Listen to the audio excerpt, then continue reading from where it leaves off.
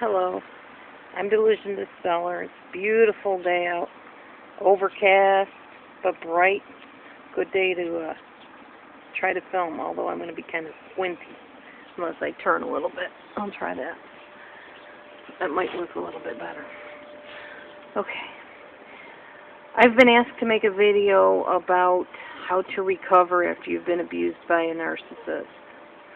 And it was a long process, I can tell you that.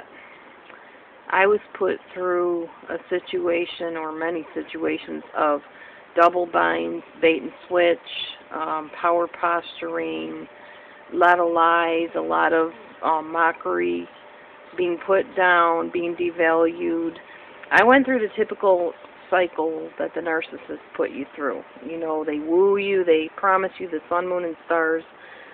Everything goes seemingly fine. You start noticing little things, but you kind of excuse them. They say little cutting remarks, and you think, you know, did they just say that? No, I didn't hear them right.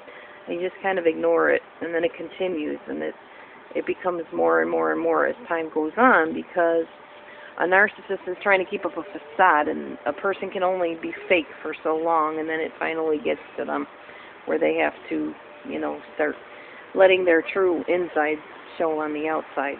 That's basically, as the Bible puts it, out of the abundance of the heart, the mouth speaks. So, eventually a narcissist will reveal their motives and the fact that they're not a very nice person.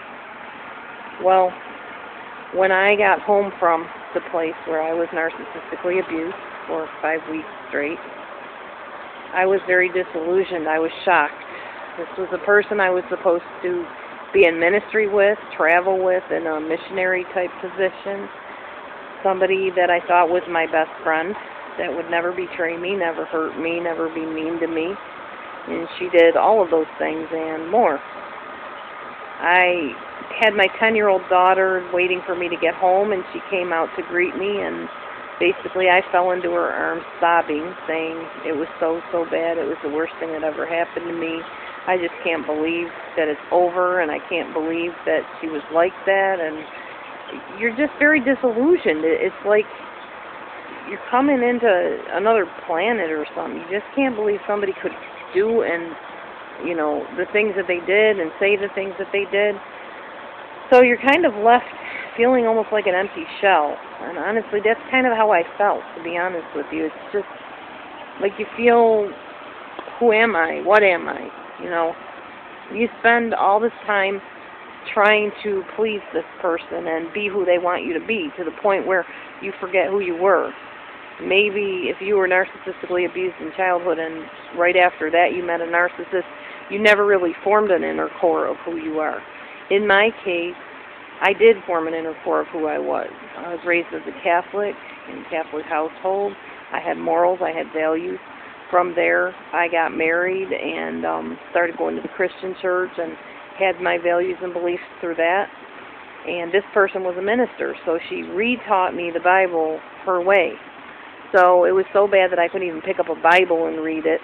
I'd hear her voice telling me exactly how to believe, and basically it was just very upsetting. I couldn't be who I was anymore.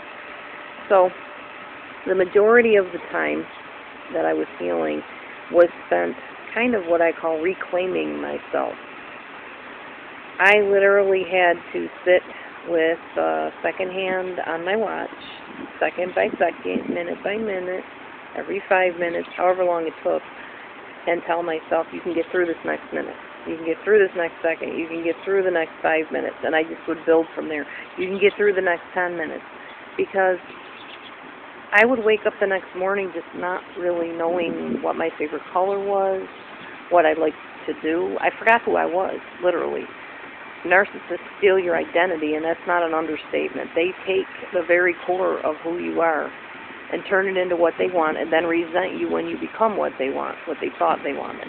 Because when you become what they thought they wanted, basically a lot of times, at least in my case, this person was forming me into the little version of herself and becoming the abusive mother that she had. And I ended up playing the role of this little person years ago. And of course, this was her way of being able to beat up on the little person and reclaim back the control that she felt she lost. So the first thing, like I said, I did, I took the second hand and looked at it and just kept telling myself, you can get through this, you can get through this, you can get through this, till moments became days, and days became weeks, and weeks became months, and eventually one day I just was okay again. It wasn't something like at some certain point I was like, oh, okay, I'm better. I didn't notice. It was just, I just had to start somewhere. I began asking myself, okay, what is your favorite color? Not this person's favorite color. What's your favorite color? And Laura, what do you like to do with your free time? And what groups do you want to be part of? And what are your hobbies? What would you really like to do? And I had to try some things. I had to draw a little bit and see if I liked drawing. I had to sing again and see if I remembered liking singing. It almost robs your memory, in a sense, to the point where you like have kind of an amnesia, I guess you could call it. So it was a painstaking process, but I honestly couldn't tell you how long it lasted, because I don't know. I just remember starting somewhere and then one day being okay again. A lot of prayer, a lot of meditation, a lot of really just getting alone with God, closing my eyes and letting Him comfort me and talk to me and, you know, just kind of give me ideas of what I wanted to do each day. I was also dealing with a narcissistic husband at the time, so that wasn't easy either. I was dealing with his issues at the same time trying to heal myself, because of course I didn't have support from this person. When I told him what happened, that this person abused me, his attitude was, well, just don't go back there. You know, just don't associate with her. Why do you even talk to these people? He wasn't comforting. He wasn't like, oh, honey, I'm so sorry that happened. That's so sad. It's really hard to lose a friend like that. You know, it just, there was no protectiveness there. There was no safety, no security, no feeling validated, nothing. I had to pick up the pieces with God and me alone. Certainly could not and would not rely on my children to help me through, because that's not fair to them. They're just kids. So, anyways, that's kind of how it was.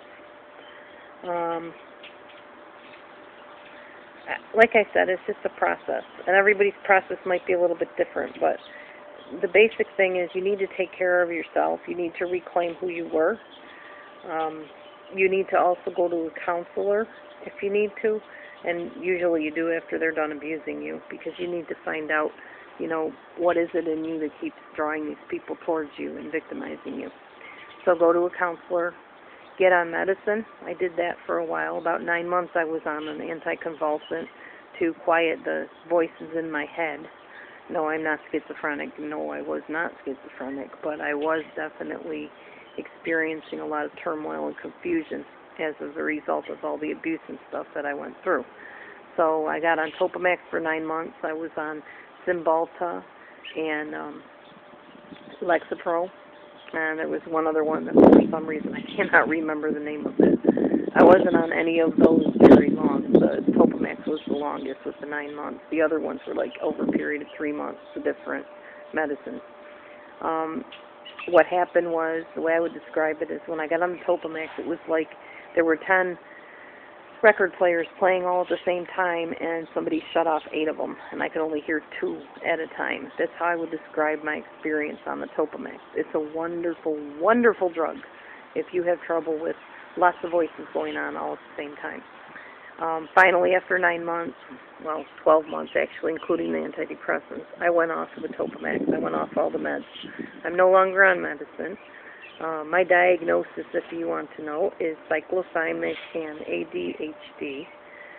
Although, for the most part, I've got that under control.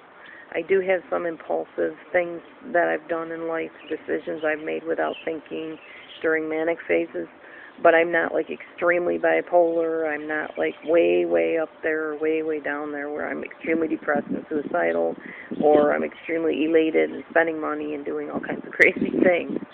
So I'm mildly bipolar and also ADHD.